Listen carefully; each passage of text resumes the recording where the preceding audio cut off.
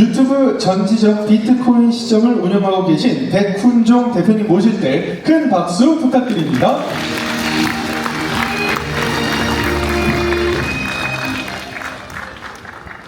와우! 이런 영상을 준비해주신 행사는 처음 가봅니다. 너무나도 감사하고 오늘 많은 분들이 이 자리에 함께 해주셨는데 토요일 이렇게 날씨도 좋은데 여기에서 이렇게 비트코인 얘기 들으러 공부하러 와주신 많은 분들께 다시 한번 감사 말씀 드리겠습니다. 저는 백훈종이라고 하고요. 국내에서 크립토 관련 스타트업을 7년, 8년째 운영하고 있습니다. 그리고 이제 지난 2014년부터 제 스스로 유튜브 채널 전지적 비트코인 시점이라는 유튜브 채널을 개설을 해서 이제 비트코인 교육에도 힘쓰고 있는 그런 창업자가 되겠습니다. 자, 어디에다가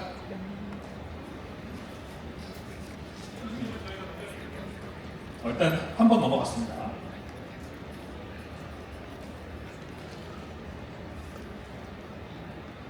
잘 되는군요. 오늘 제 강연의 주제는 비트코인과 디지털 자산의 미래인데요.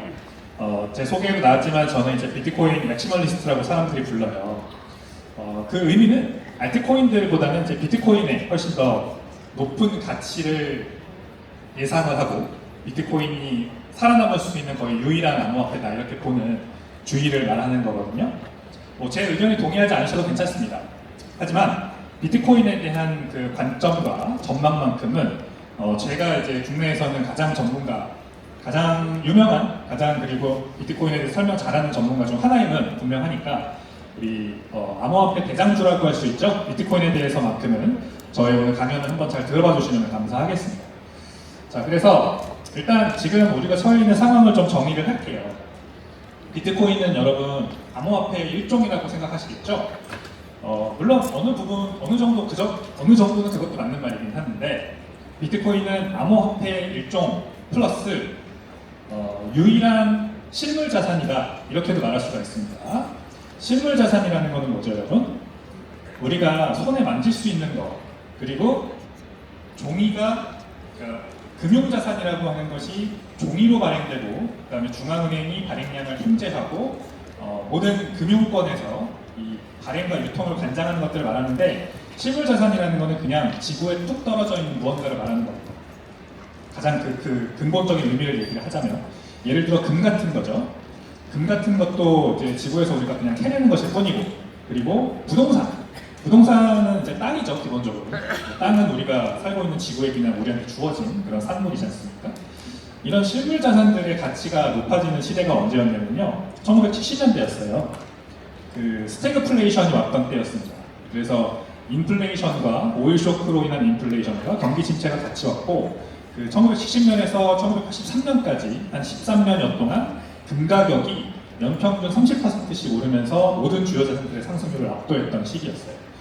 물론 그때는 전쟁 이슈는 없었지만 지금같이 전쟁 이슈는 없었지만 오일 쇼크가 터지는 바람에 유가가 엄청나게 고공행진을 했었습니다.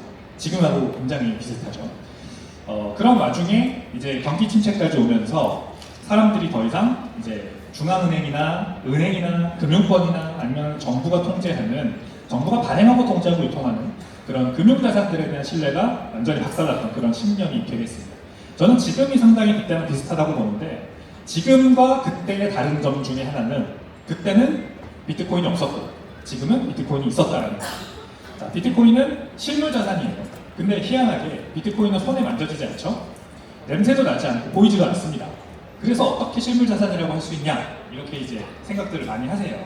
하지만 비트코인은 누가 뭐래도 실물자산입니다.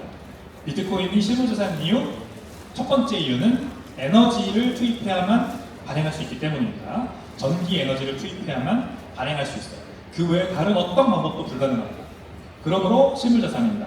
마치 우리가 땅에서 금을 캐내듯이 금을 캐내는 것도 결국 우리의 노동력과 에너지와 시간을 투입해야만 나오는 거니까 그런 비슷한 속성이라고 보면 되는 거죠. 그래서 전기 에너지를 비트코인이라는 비트의 단위로 치환하기 때문에 시간과 노동 에너지가 비트 단위로 치환된 인류 최초의 기술이자 화폐가 되는 겁니다. 그것이 바로 실물자산의 금과 비슷한 실물자산의 이제 종류라는 거죠. 자, 그러면 이렇게까지 이제 비트코인에 대한 전제를 좀 깔아놓고 시작을 해보자면 지금은 일단 전시경제 체제예요.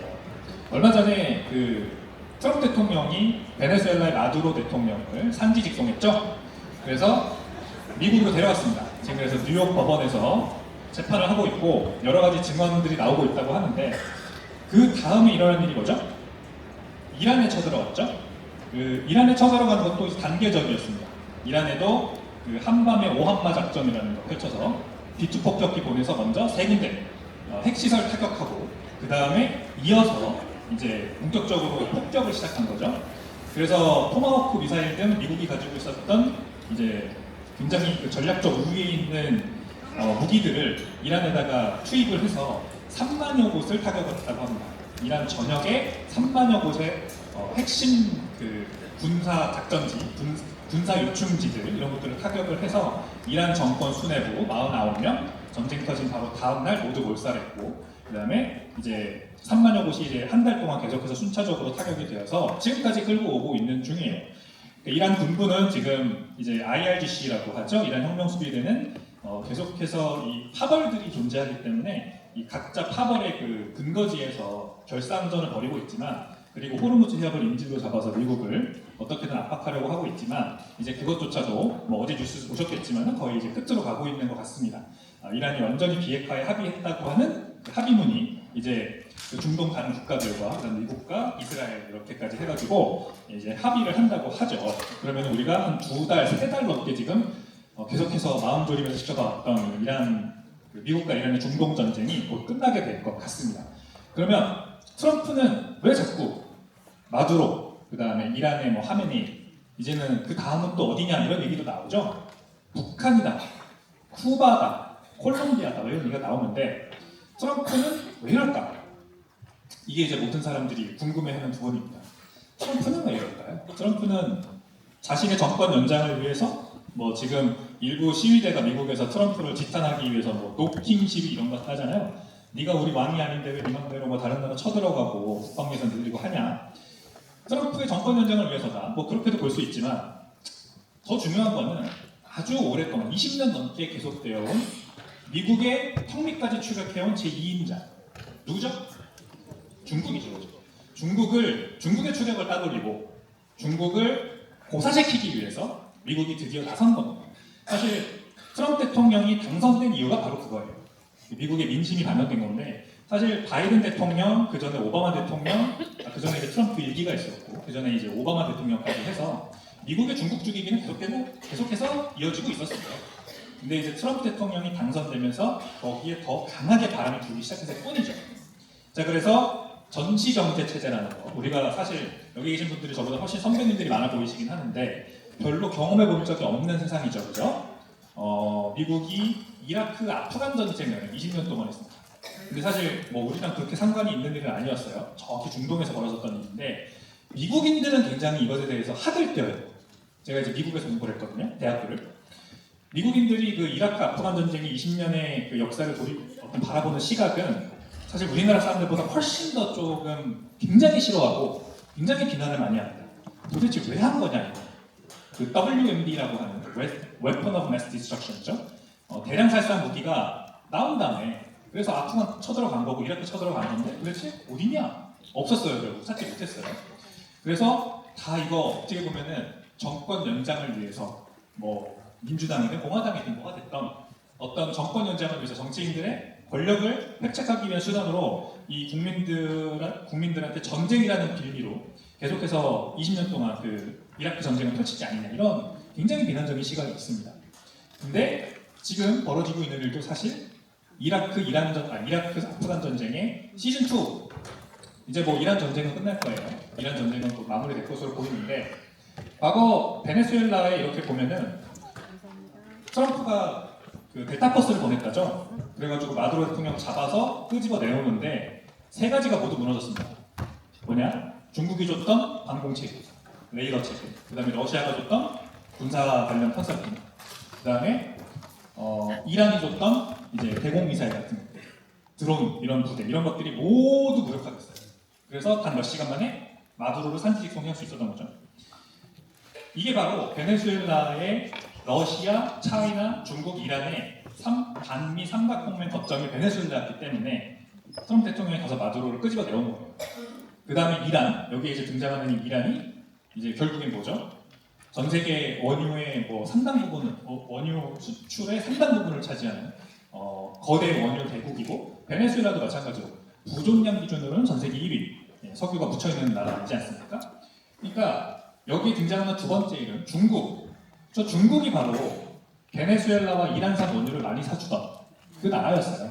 그러니까 미국이 중국을 고사시키려면 직접 들어가가지고 손보는 거, 외과적인 수술 외에 다른 방법, 가장 좋은 방법은 경제적 수술밖에 없지 않습니까? 바로 그 경제적 수술을 위해서 중국이 수출 대국으로 먹고 살잖아요. 그러면은 공장을 못 돌리게 하기 위해서는 원유, 그것도 값싼 원유를 들여오는 걸 끊어야 되겠다라는 게 이 미국의 전략이었던 거죠. 그래서 베네수엘라 끊어버리고 이란 지금 끊어버린 겁니다. 자, 그 다음 이제 러시아가 남았어요. 러시아가 중국에 엄청나게 많은 석유를 지금 수출을 하고 있습니다. 원래 러시아는 유럽에 수출을 더 많이 했었어요. 그 노드스트롬 파이프라인을 통해서. 근데 러우 전쟁이 터지고 나서 막혔죠. 유럽은 더 이상 러시아부터 가스랑 석유 수입 안 합니다. 그래서 이제 러시아한테 석유와 가스를 사주는 가장 최대 고객은 중국 그리고 인도입니다. 인도는 중국은 아니지만 인도는 동맹이에요. 미국과 동맹이에요. 근데 러시아한테 값싼 석유를 사주기 때문에 트럼프 대통령이 50% 세금을 먹긴 겁니다. 그래서 인도 모디 총리 그리고 트럼프 대통령이 이제 합의를 해나가는 과정이죠. 50% 관세를 가지고는 인도도 미국 수출이 굉장히 중요하기 때문에 못 버텨요. 자, 그럼 중국. 얼마 전에 트럼프 대통령이 중국 날라갔죠. 그래서 미국산 석유 사라. 러우 전쟁에서 너 이제 러시아 정리되고 나면은 러시아 석유 못 산다. 미국산 석유 사라. 이렇게 이제 으름장을 놨다죠. 이렇게 지금 수순으로 들어가는 겁니다. 자, 그러면 그 과정에서 지금 어떤 일이 벌어지고 있어요? 엄청나게 많은 물리적 힘의 투사가 벌어지고 있습니다. 지금 이란에는 뭐 3만여 군데의 타격이 이미 이루어졌고, 그 다음에 이제 다음은 어디냐 얘기가 나오죠. 그래서 얘기가 나오는 게 그린란드입니다. 이제 베네수엘라, 그 다음에 이란, 그린란드. 그린란드는 뭐 쳐들어갈 그런 대상이 아니라 미국이 먹어야 될 대상인 거죠. 그래서 마르코 루비오라고 하는 그 장관이 직접 그린란드에 가가지고 협상을 하고 트럼프 대통령도 그린란드 얘기를 종종 하면서 반드시 우리가 그린란드를 먹어야 된다, 미국이. 이 얘기를 지금 하고 있어요. 왜 그럴까요? 그린란드는 전략의 요충지예요.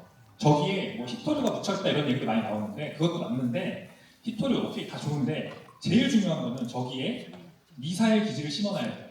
그래야 러시아, 그 다음에 중국, 북해 항로가 지금 뚫리잖아요. 북극이 녹으면서.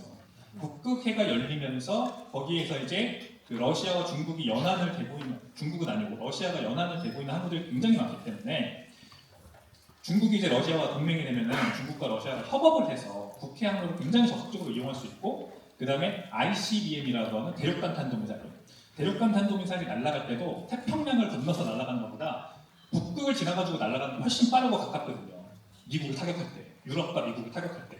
그래서 러시아가 그린란드에 인접해 있잖아요. 저 북해 항로가. 그래서 그린란드를 반드시 미국이 먹고 싶은 거예요. 저기에다가 군사시설 많이 지어놓고, 그 다음에 대공 미사일 방어 기지 같은 거 많이 지어놔서 러시아나 중국 도발할 시에 저기를 이용해가지고 전략적 우위를 점하려고 하는 거죠. 자, 그래서 그린란드를 사고 싶어 하는 겁니다. 그린란드 사람들은 이제 덴마크령으로 한동안 많이 살았죠. 근데 만약에 미국이 51번째 주에 편입된다고 하면 어떨까? 덴마크 사람들이 뭐 지금 언론 그 매스 미디어에 나오는 걸 보면은 별로 안 좋아한다. 우리 그냥 덴마크령으로 남을래. 미국이 우리를 마음대로 사가려고 하냐. 이런 모습들이 많이 보이는데 사실 물밑에서는 제발 미국에 우리가 51번째 주가 되었으면 하는 그런 젊은이도 굉장히 많다고 해요. 어떻게 될지 한번 지켜보시죠. 자, 그래서 미국 입장에서 이번 미국-이란 전쟁의 가장 큰 수혜를 입은 나라가 어디냐? 미국 입장이 아니라 어디라고 생각을 하냐면 저는 미국이라고 생각을 합니다.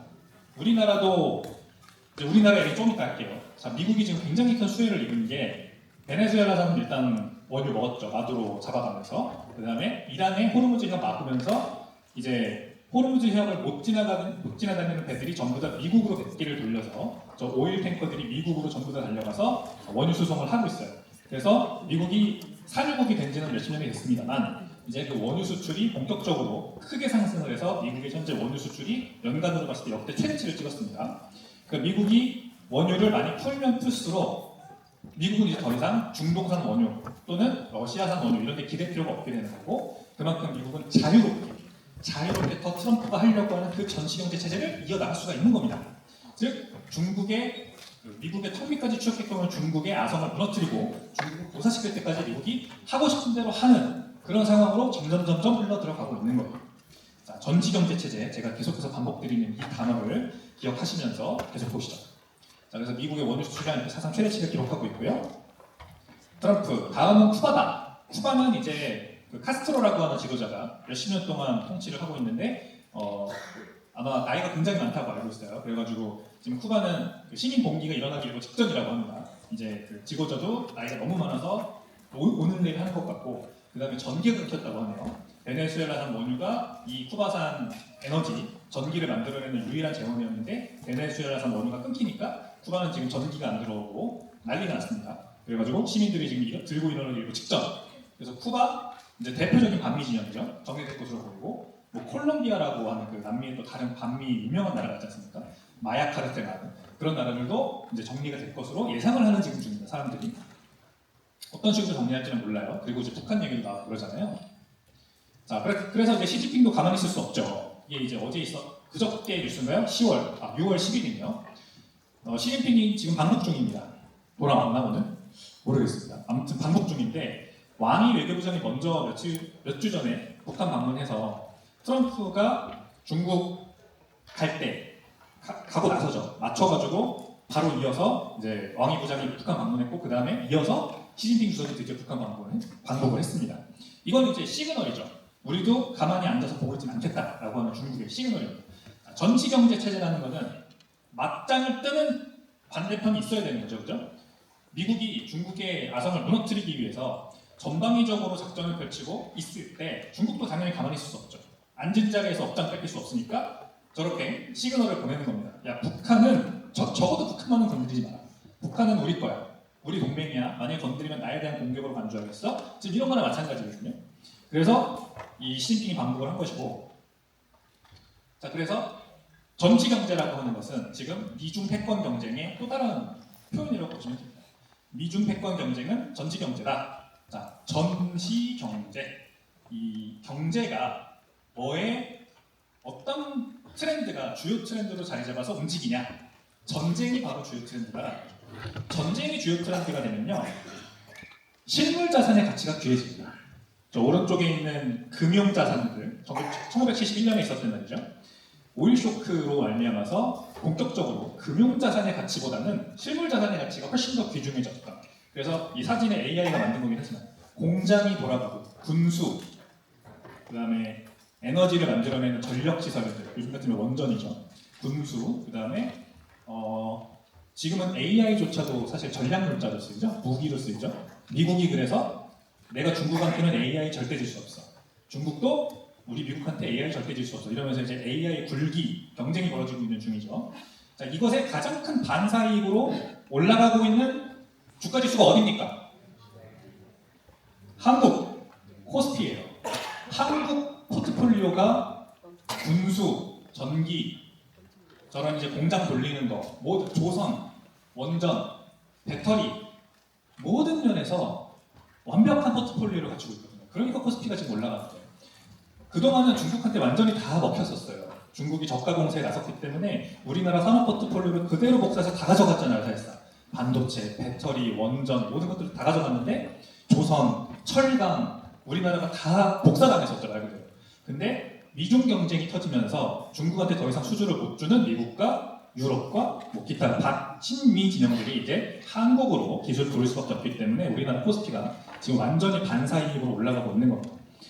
그래서 실물 자산이 귀해지는 시대에 우리 살고 있어요. 그거를 그대로 여러분들 지금 보고 계신 겁니다. 코스피가 왜 2,500에서 지금 8,000까지 올라가냐? 이것 때문입니다. 물론 코스피에 올라가 있는 주식들은 금융자산이죠.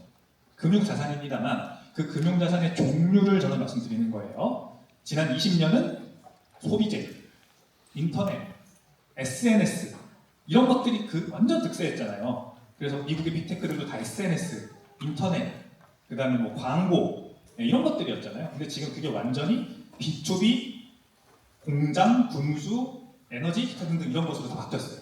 그리고 여기 밑에 놓여있는 거 보죠? 금이 대표적인 실물 자산입니다.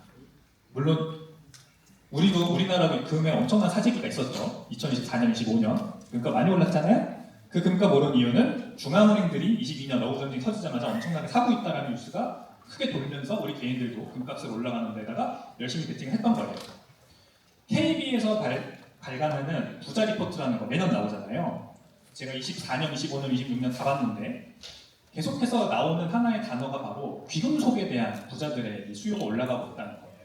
원래는 부동산, 그 다음에 주식 같은 금융자산 이런 것들에 대한 수요가 높죠. 부자들, 우리나라에서 30억, 40억 이상 가지고 있는 현금 부자들.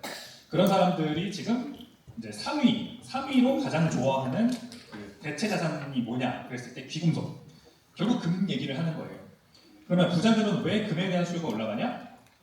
부자들은 당연히 알죠. 특히 뭐 국민은행 같은데 이렇게 30억 원, 40억 원 이상 가지고 있어서 WM 센터 이렇게 드나드는 현금 부자들은 이제 앞으로를 대비하잖아요, 항상.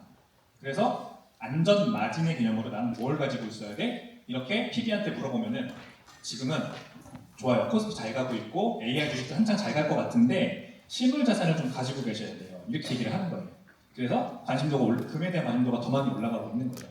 그 금값이 지금 이제 고점까지 갔다가 살짝 떨어져서 4,000달러 초반대까지 내려왔어요. 온스당 5,400불까지 올라갔었죠. 그래서 지금 온스당 4,200불인가 그런까지 내려왔는데 이 조정을 잠깐 겪고 나서 다시 저는 4,000불 이 정도를 바닥으로 보고요. 여기에서 다시 올라갈 거라고 생각을 합니다. 그리고 오늘 제가 말씀드리고 싶은 비트코인에 대한 투자 포인트가 여기가 정확히 동일한 겁니다. 금이 왜 바닥 찍고 다시 올라가냐면 이게 점점 더 격화되기 때문에. 그리고 비트코인이 지금 물론 하락장이지만 왜 이제 바닥이 한 6만 불, 뭐 5만 9천 불 이럴 수도 있는데 찍고 다시 올라가느냐 이 움직임이 더 격해지기 때문에 그렇습니다. 이제 AI 주식 어제 스페이스X 상장하는 거 보셨어요, 여러분? 네, 너무 멋있었죠. 일론 머스크가 나와가지고 이제 뭐 스피치도 하고 그랬는데 역사적인 IPO가 한 2개 정도 이렇게 나올 거고 스페이스X, 엔트로피, 그 다음에 뭐 오픈 AI까지 그 다음에 AI 관련 주식들에 대한 엄청난 투자 열풍이 이제 계속해서 이어지다가 거기에도 끝이 올 거라고 저는 생각을 합니다. AI도 지금 굉장히 많이 이 과열이 찾아 들었기, 거품이 많이 쌓였기 때문에 어느 정도 로테이션이 오는 주기가 분명히 올 거예요. 그러면 그 주기가 오는 그게 어떤 트리거가 될지 모르겠습니다만 오면은 이런 것들로 저는 돈이 흘러 들어올 가능성이 굉장히 크다고 봐요. 물론 우리나라 산업 포트폴리오가 괜찮기 때문에 이제 반도체가 굉장히 많이 고평가됐다면 그 다음에 또 로테이션 돌 수도 있어요. 국내 다른 산업들로 그동안 많이 못 간 거. 예를 들면 화학 같은 거. 여수 화학단지 불 다 꺼졌잖아요. 근데 이제 바닥 찍었다고 보는 사람도 있어요.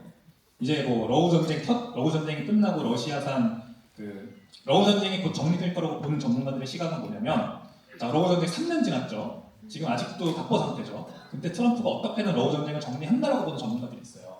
그럼 어떻게 돼요? 러시아가 값싼 석유 그리고 가스를 굉장히 저가에 중국과 인도에 팔고 있기 때문에 우리나라 화학단지가 다 죽은 거거든요. 가격 경쟁이 안 되잖아요. 근데 러우 전쟁이 정리되면 이제 러시아가 다시 유럽, 기타 등등 미국 이런 곳으로 시장 가격으로 정상적인 가격에 팔게 돼요. 그러면 우리나라가 다시 가격 경쟁력을 갖춰서 여수화학단지가 다시 경쟁력을 갖추고 돌아간다라는 얘기가 있어요. 그러니까 우리나라도 코스피에 반도체만 있는 건 아니니까 로테이션이 돌 수 있어요. 근데 로테이션이 또 어디로 도냐? 이런 실물 자산으로 분명히 돌 거라고 저는 생각을 해요. 자, 계속 보여드리면 이제 돈 복사가 시작된다. 이것도 저는 자명하다고 봅니다. 이제 전시 경제는 그 이름 자체에 경제가 들어가 있지만 돈이 무조건 필요한 겁니다. 돈이. 전쟁하려면 돈이 필요하다. 지금까지는 그래서 미국이 2022년에 엄청나게 많이 기준금리 인상을 하고 살짝만 내려왔지 그렇게 크게 시장을 도와주지 않았죠. 유동성이 굉장히 경색되어 있는 상황이죠. 그리고 올해 인플레이션이 다시 반짝 상승하니까 이제는 금리 인상의 가능성이 더 높아지고 있죠. 그래서 케빈 월시 신인 연준의장이 이제 들어왔고 아마 다음이나 다다음 FOMC에서 기준금리 인상을 할 가능성이 지금 70%로 점쳐지고 있어요. 한두 번 정도 저는 금리 인상할 수도 있다고는 생각을 하는데 저는 케빈 월시의 그 과거 발언이나 아니면 그의 성향이나 이런 것들을 봤을 때 인플레이션을 무시하고 금리 인하를 할 거라고 봅니다. 굳이 비교를 하자면 과거 연준 의장 중에 옐런 그리스펀과 비슷한 쪽이다. 벤 버냉키랑 비슷한 쪽이 아니라 옐런 그리스펀과 비슷한 쪽이다. 옐런 그리스펀은 여러분 기억하시는 분들 많으시겠죠? 그 사람이 철학자였어요. 그래서 그때도 2000년대 초반 인터넷 대붐이 일어났을 때 인터넷이라는 기술 혁신으로 인해서 인플레이션 이제 걱정할 필요 없다. 생산성이 더 높이 올라가기 때문에 가격 올라가도 괜찮다라고 했던 게 옐런 그린스펀 의장이었어요. 패드 푸시라고 하는 말을 만들어냈다. 주식시장이 무너지면 무조건 연준이 뒤에서 밀어준다라고 말을 만들어냈다. 그런 약간 철학가 스타일이 케빈 러시라고 보시면 돼요. 제롬 파월 의장은 정확히 반대되는 성향이에요. 데이터를 보고 후행적으로 판단하는 굉장히 보수적이고 자기의 철학보다는 그냥 데이터를 보고 후행적으로 판단하는 그런 약간 수학자, 공학자 같은 스타일이었어요. 그게 벤 버냉키죠, 정확히. 그래서 케빈 러시가 이번에 이제 다시 들어왔기 때문에 저는 인플레이션 이런 문제는 그냥 가볍게 무시하고 나는 AI 생산성 혁신이 훨씬 더 인플레이션을 억누르는 효과가 있다고 본다. 그래서 금리 인하한다. 이렇게 할 겁니다. 그래서 금리 인하는 돈 복사죠. 돈 복사가 시작됩니다. 이제 연준의 대차 제조표 규모가 QT를 했죠. 그동안 22년부터 25년까지 쭉 QT를 해서 줄다가 9조 달러에서 8조 달러가 거의 근처에서 6조 달러까지 줄였어요. 근데 여기 이제 그래프는 안 나오지만 사실 2008년까지 그래프를 왼쪽으로 더 늘려보면 2008년 금융위기 때 연준의 대차 제조표 규모가 6조 달러, 6조 달러. 1조 달러가 8조 달러까지 늘어난 거예요. 20년간. 그리고 나서 줄여보려고 했는데 6조 달러까지밖에 못 줄였어요. 그리고 나서 못 줄여요, 더 이상. 왜냐면은 2019년에 있었던 그 뱅킹 크라이시스라고 해가지고 갑자기 오버나이트 론 금리 막 치솟고 이제 연준이 다시 양적 완화를 해야 되는 상황으로 갈까봐 못 줄여요. 그래서 여기서 다시 터닝 어라운드 했죠. 조금씩 이제 그래서 다시 연준이 그 미국채 사주잖아요. RMP라고 해서 한 200억, 300억 불씩 사줍니다. 시작됐으면 이제 한번 시작이 어렵지 시작됐으면 다시 늘어나는 것은 일도 아닙니다. 그래서 돈을 미친 듯이 윤등기로 찍어내는 이런 전지경제, 유동성 홍수 세상이 저는 곧 온다. 분명히 이렇게 될 거라고 저는 보고요. 리쇼어링, 이제 미국의 모든 군수, 산업, 복합체들을 다 리쇼어링, 다시 불러야 된다. 지금 우리가 다 이거 중국에 줬다가 이렇게 때려맞고 있는 거잖아. 트럼프가 지금 그렇게 얘기하면서 미국으로 다 가져오려고 하는 거잖아요. 우리나라도 삼성전자 텍사스에다가 공장 지었죠. TSMC도 공장 지어주죠. 이제 우리나라 고려아연도 미국이 10조 어디에 투자하죠? 켄터키인가? 조지아인가? 거기서 투자한다고 했죠. 이게 미국의 리쇼어링 정책은 진짜 미국 내로 전 세계에 있는 지금 이 중국을 고사시키기 위한 굉장히 중요한 분산 복합체들을 다 불러들이는 걸 얘기를 하는 거고요. 거기에서 엄청난 부가가치가 발생을 할 겁니다. 인프라 재건 당연히 필요하고 예를 들어 공항, 항만 이런 거 다시 지어야 되고 전쟁 비용 무지막지하게 늘어나면서 미국이 지금은 천조국이죠, 별명이. 1년 국방 예산이 1000조 원이다, 우리나라 돈으로. 그러면서 천조국인데 이거를 2000조 원까지 늘릴 생각인 거예요. 이제 그래서 2000조국이 됩니다. 게다가 얼마 전에 트럼프 대통령이 나토 막 이렇게 으름장 나가지고 유럽의 나토가 지금 합의한 게 뭐죠? 유럽의 나토가 2036년까지 국방 예산을 GDP 5%까지 올리기로 했어요. 그걸 합의를 했어요. 유럽에 있는 모든 열강들이. 그게 무슨 의미냐면 미국의 바로 밑으로 이제 국방비 2위 국가 하나가 새로 등장한다고 보시면 돼요. 국방 예산이 GDP 5%라는 건 엄청난 거예요. 우리나라가 1%가 안 되거든요. 중국도 2%가 돼요. 거의 대부분의 선진국들이 GDP가 뭐 얼마인지 다 다르겠지만 국방 예산이 1, 2%밖에 안 됩니다. 근데 유럽의 모든 나라들이 5%까지 증액하기로 했다는 거는 미국과 함께 전시경제 체제로 나도 가겠다라고 하는 겁니다. 그래서 유럽도 이제 엄청나게 돈을 쓴다는 얘기예요. 국방 예산 때문에 돈을 찍어내겠죠. 자, 그래서 올해 앞으로 향후 트렌드는 전시경제 체제로 인한 화폐 가치 하락일 겁니다. 그리고 유동성 화폐, 달러 가치가 뭐 지금은 이제 많이 올라갔지만 아마 우리나라 원화도 그렇고 달러도 그렇고 모든 법정 화폐 가치가 다시 희석되고 낮아지는 그런 구간으로 들어갈 겁니다. 마치 70년대처럼 70년대도 오일 쇼크 때문에 인플레이션이 너무 발생하자 그거를 진화하기 위해서 금리 인상 한번 했다가 당시 연준이 금리 인상 한번 했다가 막 이제 경기가 막 침체가 올 것 같으니까 포기하고 금리를 다시 내렸어요. 그랬더니 이제 중앙은행에 대한 신뢰가 완전히 흔들리면서 정부, 중앙은행은 인플레이션 못 잡는구나. 그러면 인플레이션이 발생하면 화폐 가치가 떨어지잖아요. 물건값이 막 올라가면 화폐 가치가 떨어지는 거잖아요. 사람들이 알아서 탈출을 한 거예요. 어디로? 금으로 탈출을 한 겁니다. 아시겠죠? 그러니까 우리도 이제 금과 비트코인으로 탈출을 할 그런 상황으로 다시 가고 있다고 저는 봐요. 자, 왜 세계는 항상 전쟁 중이냐? 저기 이제 뭐 50년대부터 해가지고 2026년까지 계속해서 크고 작은 전쟁이 이 전 세계에서 벌어지고 있고 거의 대부분 이제 미국이 그 중심에 있는데 어떻게 이게 가능하냐? 71년 이후 미국의 이스라엘 군비 지원 금액이 이렇게 급증한 이유는 뭐냐? 저 빨간색 화살표가 가리키고 있는 게 71년이거든요. 저때 이후로, 저때 전에는 누워 있었는데 미국이 이스라엘을 엄청나게 그 군사적으로 지원하게 된 지원할 수 있었던 이유는 뭐냐? 71년에 무슨 일이 있었길래? 71년에 무슨 일이 있었죠, 여러분? 미국에서 닉슨 쇼크. 닉슨 대통령이 금태환을 정지한 게 바로 1971년입니다. 그때 이후로 태환 화폐였던 달러가 불태환 화폐가 됐죠. 그래서 100% 신용화폐 세상으로 우리가 들어간 게 불과 50년 전이에요. 아시겠죠? 원래 화폐라는 거는 다 금태환이었어요. 어느 정도는. 근데 그게 완전히 끊긴 게 불과 50여 년밖에 안 됩니다. 그러니까 우리가 이 법정화폐, 신용화폐 세상에 살고 있는 거는 불과 50여 년밖에 안 됩니다. 이게 얼마나 지속될 수 있냐고 누가 저한테 물어본다면 저는 얼마 안 남았다. 50년밖에 안 됐어요. 그러니까 이게 우리가 평생 이렇게 신용화폐 세상에 살게 된 것 같지만 그렇지 않아요. 훨씬 더 긴 기간을 우리는 금태환 세상에 살았었어요. 근데 지금은 100% 신용화폐 세상에 살고 있고 그 신용화폐의 최후의 감보물, 보루는 뭐죠? 국가의 신용입니다. 오로지 미국이라는 나라의 신용, 우리나라 정부의 신용만 가지고 지금 이 화폐 가치가 유지되는 세상에 살고 있어요. 이게 굉장히 위태위태한 상황으로 지금 점점 가고 있는 거예요. 왜냐하면 인플레이션이 계속 터져 오르고 있으니까. 자, 전 세계 연간 군비 지출도 그래프로 그려보면 이렇게 확연하게 늘고 있는 것을 알 수가 있고요. 전지 경제가 계속해서 지금 격화되고 있다는 얘기죠.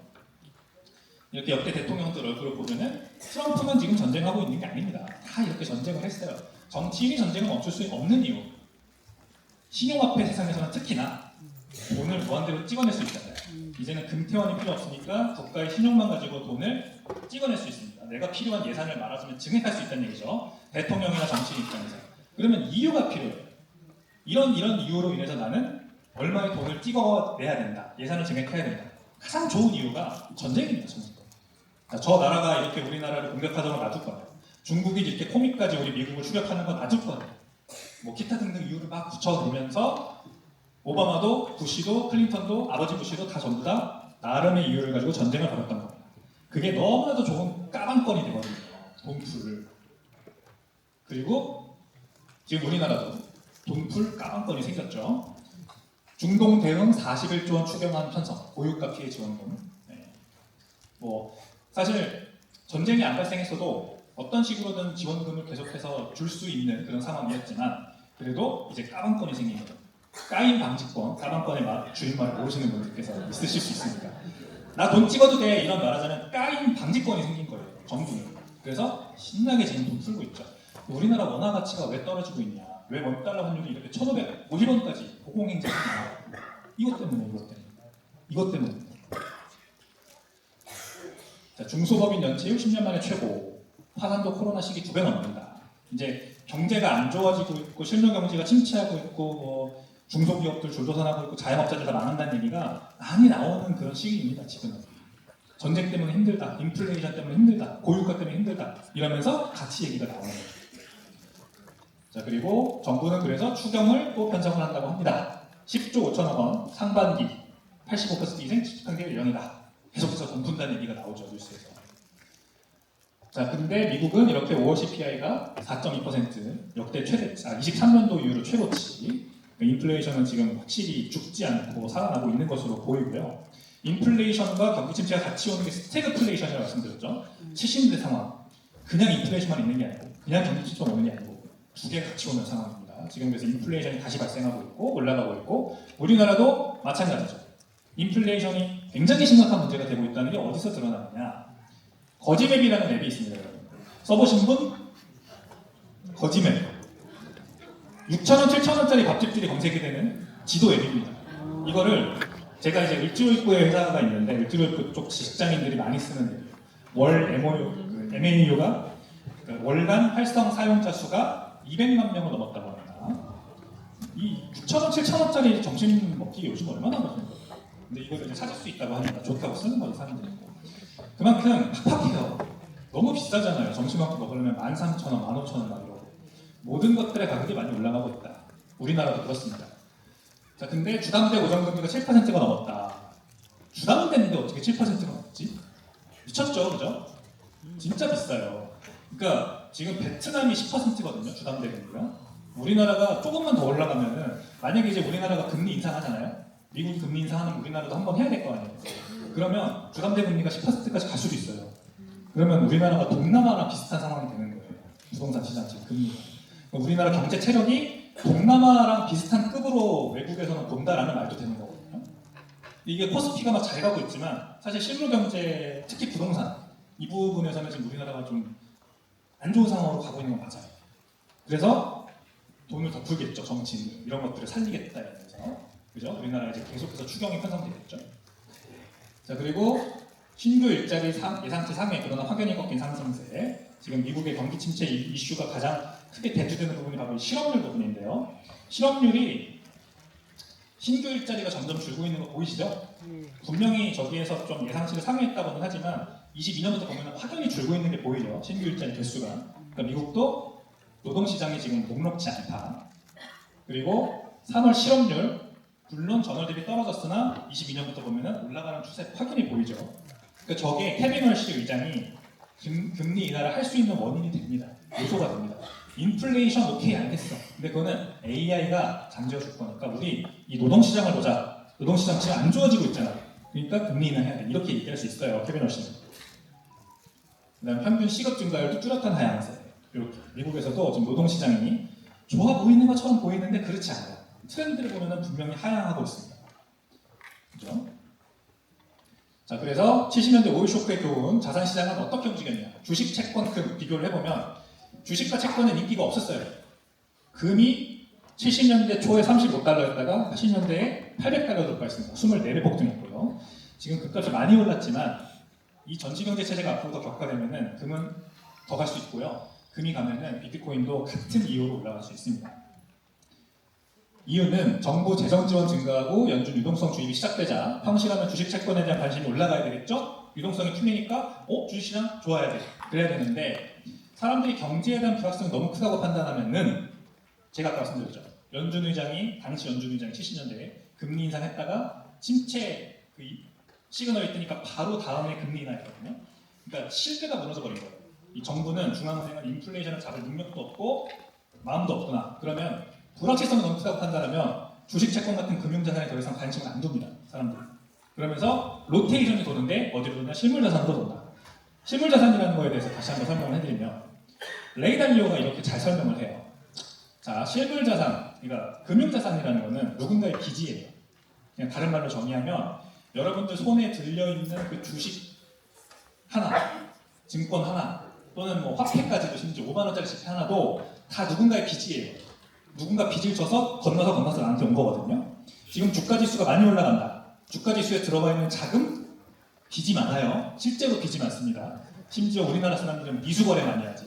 이번에 그 두배 레버리지 ETF 나왔죠? 삼성전자랑 SK하이닉스. 그것도 신용대출 받아서 들어왔던 사람들이 많잖아요. 다 누군가 빚이에요. 그럼 빚은 회수될 때가 옵니다. 레이 달리오가 얘기하는 게 돈은 누군가의 빚이다. 우리가 쓰는 법정화폐는 약속이다. 자산이 아니다. 그 자체가 자산이 아니라 누군가의 약속, 누군가가 돈을 빌렸다는 약속의 증표일 뿐이에요. 그것이 거품이 터지는데 어떻게 터지냐? 장부상의 부가 넘쳐나는데 그걸 실제 현금으로 바꿀 돈이 부족할 때 거품이 터진다. 자, 코스피가 많이 올랐어요. 코스피가 장부상 가치가 있을 거 아니에요. 기업들의 시가총액이 있을 거 아니에요. 다 합쳐서 코스피가 8천이에요. 그 8천을 이제 다 현금화하려고 했을 때 시장에 현금이 부족하는. 그러면 터지는 겁니다. 미국 주식시장도 마찬가지입니다. S&P 500도 지금 뭐 6천, 7천 이렇게 가고 있는데 그게 계속해서 올라가요. 스페이스X 이번에 뭐 시가총액 몇 조, 1.7조 달러? 다 올라가. 그런데 그게 사람들이 가만 생각해 보니까 현금은 이만큼밖에 없는데 장부상 가치만 이렇게 늘어났어요. 그러면은 이거 거품이 너무 심하네? 그러면서 회수해요. 나부터. 남아있는 현금이라도 받으려고 회수한다고요. 주식을 판다는 얘기죠. 그게 뱅크런으로 이어지고 계속해서 이어지다가 보면은 터지는 겁니다. 그래서 반드시 돈이 부족할 때 거품이 터진다. 거품을 터뜨릴 5가지 방아쇠를 레이 달리오는 이렇게 얘기를 하더라고요. 부채 돈이 너무 많이 쌓였을 때, 그리고 내부 갈등이 국가에서 발생할 때, 지정학적인 질서가 균열이 일어날 때, 자연재해가 발생할 때, 기술혁명이 있을 때, 이 5가지 힘이 하나로 합쳐지면은 퍼펙트 스톰이 온다. 다 지금 일어난 일 아닌가요? 부채 너무 많이 쌓였죠. 미국의 39조 달러 지금. 그다음에 내부 갈등, 지금 정치적인 그 갈등은 우리나라, 유럽, 미국 할 법에 전부 다 최고조잖아요. 지정학적 질서 당연히 지금 뭐 잘 아시겠죠. 전쟁 벌어지고 있고. 자연재해, 얼마 전에 코로나 터졌죠. 기술혁명, AI 기술혁명 왔죠. 자, 이런 퍼펙트 스톰이 지금 우리가 걸어가고 있는 딱 그 상황입니다. 이 중간을 지금 우리가 지나가고 있는 거예요. 뭔가 하나 터질 때가 됐다라고 레이달리는 얘기를 하는 거죠. 자, 미국 정부 부채 39조 달러까지 이렇게 빨리 늘어나고 있습니다. 2015년에 18조 달러였던 게 39조 달러까지 오는데 10년 걸린 겁니다. 예전에는 1조 달러 늘어나는데 100년 걸렸어요, 미국이. 근데 이제는 10년 만에 2배 는 거죠. 2배 이상 늘었죠. 그리고 국채 금리가 이렇게 3개 대륙, 저기 이제 맨 위에 있는 게 영국, 그 다음에 밑에가 미국, 그 다음에 일본, 30년물 초장기채 금리가 3개 대륙이 모두 동시에 크게 올라가고 있는 것도 마찬가지로 경기 침체와 인플레이션이 같이 오기 때문에 발생하는 지금 일종의 시그널입니다. 국제시장이 발작을 하고 있는 거예요. 30년물이라는 거는 여러분 신뢰예요, 신뢰. 이 국가에다가 내가 30년 돈을 빌려주겠다라고 하는 그 엄청난 신뢰가 금리로 나타나는 거거든요. 근데 그 신뢰가 깨지고 있으니까 금리가 올라가는 거거든요. 나 여기에 원래 2%만 받아도 되는 30년 영국이란 나라를 난 믿어. 그러니까 2%만 받아도 돼 했는데 이제 안 되겠어. 4% 된다. 이렇게 하고 있는 거예요, 주식시장. 이게 같이 올라가고 있다는 게 굉장히 중요한 거죠. 3개 대륙이 모두 전 세계적인 현상이라는 거고 10년물 금리도 마찬가지예요. 10년물 금리도 장기채지만 이건 조금 더 실물 금리와 연관이 있죠. 미국의 부동산 금리가 10년 금리 따라가고 뭐 여러 가지 벤치마크 금리로 10년물 금리가 쓰이는데 이게 저 나라들 미국, 영국, 일본, 독일, 프랑스가 모두 같이 올라간다. 이것도 적색 신호가 켜진 겁니다. 전 세계 경제에 뭔가 지금 인플레이션과 경기 침체가 같이 오는 스태그플레이션 신호가 켜졌다라고 볼 수가 있는 거죠. 그래서 전 세계가 이제 전쟁이라고 하는 까방권을 가지고 돈을 엄청나게 풀어댈 겁니다. 자, 경기 침체 왔다. 인플레이션 어쩔 수 없다. 막아야 된다. 우리 내 정권 하에서 망할 수 없다 경제. 돈 무지하게 풀 거고 그게 실물 자산으로 로테이션을 많이 들어오는 그런 세상으로 가고 있어요. 자, 그래서 금이 대표적으로 그런 자산이죠. 실물 자산. 금값이 그래서 뱅크 오브 아메리카는 내년봄 6,000달러 간다라는 전망도 있고 그래요. 참고하시고 자, 금이 이렇게 크게 전 세계 중앙은행이 보유하고 있는 비중이 늘어나고 있고 비트코인은 그럼 왜 못 가냐? 자, 금이 저렇게 많이 오를 때 비트코인은 왜 못 가냐? 일단 비트코인은 인식 자체가 굉장히 너무 낮아요. 제가 오늘 비트코인 설명을 거의 안 하고 실물경제, 전시경제 얘기만 하고 있는데 비트코인에 대한 여러분들의 생각을 한번 곱씹어 보시면 내가 정말 비트코인을 실물 자산으로 생각해봤나? 금과 비슷한, 그러니까 디지털 골드라는 별명은 있었지만 정말 금이랑 비슷한 건가? 그런 생각들이 한켠에 다들 있으셨을 거예요. 암호화폐의 일종이라고 다들 생각을 하죠. 암호화폐 뭔가 유니콘 같고 미래에 뭔가 나한테 미래에 뭔가 이 세상에 좋은 역할을 할 것 같아. 지금은 잘 모르겠고 약간 그런 거라고 생각을 많이들 하죠. 아직도 위험자산, 블루칩 주식이라고 생각을 많이 하기 때문에 오해가 엄청나게 쌓여있어요. 그래서 금이 많이 올라도 비트코인은 못 따라가는 저런 일들이 발생을 하는 거고요. 근데 과거에도 금이 먼저 올라갔다가 횡보할 때 비트코인이 급상승을 했고 밑에가 금 가격, 위에가 비트코인 가격입니다. 그래서 금 가격이 올라가다가 이제 저 빨간색 네모박스 구간, 횡보하는 구간으로 들어가면은 비트코인이 픽업해서 크게 급상승을 했었고 이번에도 25년도 금값이 엄청나게 오르고 5,400불까지 올랐었잖아요. 비트코인이 근데 25년 10월에 고점 찍고 내려오고 있죠 지금. 그래서 금이 지금 횡보하고 있는 중이에요. 한동안 작년 말부터 지금까지 6개월 동안 천천히 옆으로 기고 있는데 이때 비트코인이 한번 급등하는 시기가 옵니다. 우리가 사이클로 봐도 4년 주기 사이클로 봐도 비트코인이 작년 10월부터 떨어졌으니까 8개월째잖아요. 보통 1년 하락장, 3년 상승장 이렇게 간다고 하죠. 비트코인 4년 주기로 치면은 이번에도 4년 주기가 잘 맞아 들어가고 있는 것 같아요. 고점 대비해서 50% 빠졌죠. 근데 고점이 12만 6천 달러, 지금 6만 달러. 근데 8개월 지났고 그러면은 이제 길면 4개월 남았나? 이렇게 생각해 볼 수 있는 거죠. 지금 6월이니까 이제 4개월 남았으면 10월부터 반등하고 올라가는데 금이 저렇게 그동안 많이 간 거 비트코인이 못 따라갔으니까 폭발적으로 오르겠구나 라는 것도 생각해 볼 수 있다는 거예요. 이게 다 글로벌 투자자들의 머릿속에 지금 들어가 있는 계산일 겁니다. 자, 다음은 뭐지? AI 주식 지금까지 너무 좋았어. 코스피 반사이익으로 잘 갔어.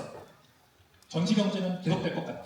근데 너무 거품 많이 쌓여서 증시에 지금 고평가야. AI 산업은 물론 계속 잘 되겠죠. 스페이스X 계속 잘 될 거라고 생각하는데 주가의 관점에서 봤을 때 너무 고평가 상황이에요. 그러면 로테이션이 돌아야 되거든요. 이 자본은 어디로 갈까? 이 고민은 지금 다 하고 있을 거예요. 연말엔 뭐지? 내년 초엔 뭐지? 근데 저는 이 생각을 다 하고 있을 거라고 생각을 합니다. 자, 금이냐 비트코인이냐 어떤 거로 할까? 50대 50으로 할까? 이렇게 생각을 하고 있을 거예요. 자, 시간이 거의 다 돼서 금도 보면은 완벽하지 않아요. 저렇게 텅스텐을 끼워놓고 금인 척 팔고 있는 이런 것들이 많이 걸렸어요. 중국에서 많이 걸렸죠. 우리나라 종로금융방에서도 이거 보세요. 잘 나가도 모르는 금이 우리나라 종로금융방에서 발견됐었어요. 어떻게 했냐면 텅스텐 가루를 갈아서 금을 녹여서 섞어서 다시 금덩이를 만들면 잘라도 단면이 안 단면이 텅스텐 가루들만 박혀 있는 거기 때문에 육안으로 확인이 안 돼요. 그럼 이런 건 어떻게 진위업으로 판별해야 되냐면 굉장히 고가의 장비가 있어요. 정밀 분석 센터가 있어요. 거기 가서 수십만 원의 비용을 내고 검사를 해야 된다고 합니다. 아니면 직접 녹여보거나 녹이면은 이제 뭔가 나오겠죠. 회색깔 이런 거 이게 나오겠죠. 그래서 금이 완벽하지 않다는 게 이제 이번에 많이 드러났어요. 금 가격 많이 오를 때 개인들이 그래서 크게 피해를 많이 보셨죠. 가짜 금 샀다가. 자, 그리고 두바이에서는 이런 일이 있었다. 이란 전쟁 터지자마자 두바이에서는 금값이 30%가 그날 떨어졌습니다. 왜? 두바이에 부자들이 진짜 많잖아요. 그 부자들이 다 금덩이를 많이 가지고 있었는데 금을 가지고 나가기도 어렵고 그러니까 그냥 현지에서 판 거예요. 전쟁 났으니까 옆 나라에서 떠나려고. 근데 금이 안 팔리는 거지. 왜? 매수가 없고 매도만 있으니까 금값이 거기서 30%씩만 빠진 거예요. 그래서 이 유튜버가 지금 하는 말이 바로 이게 비트코인의 가치다. 금은 소유 사태가 발생했을 때 정말 내가 갖고 나가야 될 때 진짜 필요할 때는 팔 수도 없고 유통도 안 되고 내가 가지고 나가려고 하면 그게 얼마나 부피도 크고 무거워요. 공항 검색대에서 일단 다 걸리고. 그러니까 비트코인이 이럴 때 가장 완벽한 가치적 수단이고 우리가 가지고 있을 수 있는 자산이라는 걸 드러난 거다. 이렇게 얘기를 하는 거거든요. 그리고 이란이 이번에 또 미국의 제재를 피해서 미국이 그거 하고 있죠. 이코노미 퓨리. 그러니까 경제적 분노라는 작전을 지금 펼치고 있지 않습니까? 4월부터. 그래서 이란이 가지고 있는 모든 계좌 동결하고 해외 자산도 동결하고 지금 암호화폐 거래소 계정 막 몰수하고 이러고 있는데 그러니까 이란이 쫓기다가 결국 어디까지 갔어요? 비트코인 받는 데까지 간 거예요. 비트코인만 몰수가 안 된다는 걸 안 거지. 스테이블 코인도 몰수당해. 암호화폐 다 몰수당해. 금 다 몰수당해. 그리고 스위스 은행 계좌에 있었던 것도 다 몰수당해. 근데 비트코인은 여기 호르무즈 해협 통과하는 배들한테 받으면은 뺏길 일이 없는 거예요. 몰수가 불가능하다는 걸 깨달은 거죠. 그래서 비트코인의 가치가 점점 이렇게 사람들한테 인식되고 있는 중입니다. 지금까지는 그냥 위험자산이고 뭐 암호화폐 일종이고 이렇게 생각했다가 이건 좀 뭔가 다르구나. 실물자산인데 훨씬 그보다 좋은 실물자산이구나 라는 게 사람들이 점점 배우고 있는 중인 거죠. 전시경제가 진행되면서. 이렇게 정리할 수 있는 거고 달러, 유로, 금, 스테이블코인과 비트코인이 좋구나 라는 거. 그리고 비트코인은 희소합니다. 저기 보시면은 금이 회색, 비트코인이 노란색인데 저량, 유량 비율이라고 합니다. 지금 나와 있는 부종량 대비 앞으로 나올 양이 몇 %냐 이렇게 이제 저량, 유량을 비율을 따지는 건데 금이 60이에요 현재. 그리고 비트코인이 124예요. 무슨 말이냐? 금이 지금 나와 있는 전 세계에 있는 부존량을 60년 동안 앞으로 캐면은 똑같은 양을 캘 수 있다는 말입니다. 그럼 비트코인은 124라는 거는 124년 걸린다는 거죠. 지금 현재 비트코인의 발행량 기준으로 앞으로 현재 나와 있는 비트코인의 개수를 정확히 똑같이 캐내려면 124년 걸려요. 그러니까 비트코인이 금보다 2배 이상 더 희소한 거고 앞으로 비트코인은 계속해서 반감기가 진행되면서 252, 300, 507 이렇게 희소성이 계속 올라간다. 금보다 더 좋은 실물자산이라는 걸 알 수가 있는 거죠. 자, 이렇게 계산도 해봤고 무려 46배나 더 많은 자금을 금은 흡수해야 되는데 비트코인은 46배 덜 흡수해도 가격이 올라갈 수 있는 상황이다라는 거. 이것도 글로벌 투자자들이 다 생각하고 있지 않을까요? 금은 이만큼의 자본이 필요해야 가격이 올라가는데 비트코인은 그보다 46배 적은 자본만 있어도 가격이 올라가면은 야 생각해봐. 내년에 실물자산으로의 자금 회귀가 일어나면 비트코인 가지고 있는 게 낫지 않겠어? 이렇게 글로벌 기관 투자자들도 생각을 할 거라고 저는 봅니다. 자, 그래서 은 같은 것들은 이렇게 가격이 많이 오르면 생산량이 늘어나요, 무조건. 그래서 가격이 다시 맞춰지고 이런 사이클이라는 걸 거치는데 비트코인은 그게 불가능하다. 물론 비트코인도 4년 주기 사이클이 있지만 그건 이제 수요와 공급에 의해서 매겨지는 거고 공급은 굉장히 일정하죠. 늘어날 수가 없습니다. 가격이 아무리 많이 늘어나도 공급은 늘어날 수가 없기 때문에 굉장히 비탄력적인 제어로서 가격이 우상향할 수 있다는 것을 얘기하는 아주 좋은 훌륭한 책이 되겠습니다. 비트코인 스탠다드라고 하는 책이고 국내 번역서 제목은 달러는 왜 비트코인을 싫어할까? 달러는 왜 비트코인을 싫어할까? 비트코인 입문서로서 여러분 꼭 읽어보세요. 화폐의 정의를 먼저 해주고 그 다음에 비트코인을 비교하니까 굉장히 비트코인을 이해하는 데 좋습니다. 자, 그리고 덩치를 비교해보면 지금 주식시장이 저만큼, 금시장이 이만큼, 비트코인은 저만큼입니다. 그러니까 굉장히 아직도 작고 초기이고 이제 시작되는 시장이라고 보는 거죠. 자산이라고 보는 거죠. 그러므로 성장을 한다면 적어도 금만큼은 성장을 하겠다. 이렇게 사람들이 보는 거고 35대 2니까 지금 뭐 15배, 16배 정도, 그죠? 16배, 17배 정도 더 앞으로 가격이 상승하는 게 정상이다. 이렇게 보는 겁니다.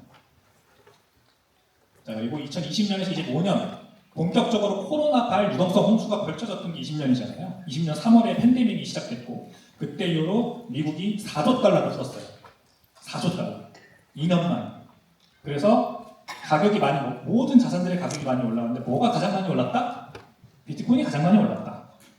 물론 지금 이제 비트코인이 저 나스닥이나 S&P 500이나 뭐 금이나 아니면 코스피보다도 못 가고 있는 건 사실이나 20년, 25년 그 피리오드를 비교를 해보세요. 유동성 홍수의 수혜를 누가 가장 많이 받았나? 비트코인이 가장 많이 받았다고요. 그러니까 앞으로 유동성 홍수가 다시 제가 아까 말씀드린 것처럼 전시경제가 더 격화돼서 펼쳐지면 뭐가 가장 많이 오를까? 비트코인이 가장 많이 오를 거라고 저는 생각을 합니다. 그러면 반대로 말하면 지금이 제일 싸다. 엄청 싸잖아요, 지금 비트코인. 가장 저평가받고 있고 아무도 관심 없을 때. 이럴 때 조금이라도 사놔야 앞으로 저런 상황이 발생했을 때 돈을 버시는 거예요. 투자는 그렇게 하는 겁니다. 자, 이 부분은 제가 혹시라도 시간이 모자라면 해드리려고 했는데 여기까지 일단 하도록 하겠습니다. 오늘 긴 시간 경청해 주셔서 감사하고 다음에 또 뵙도록 하겠습니다.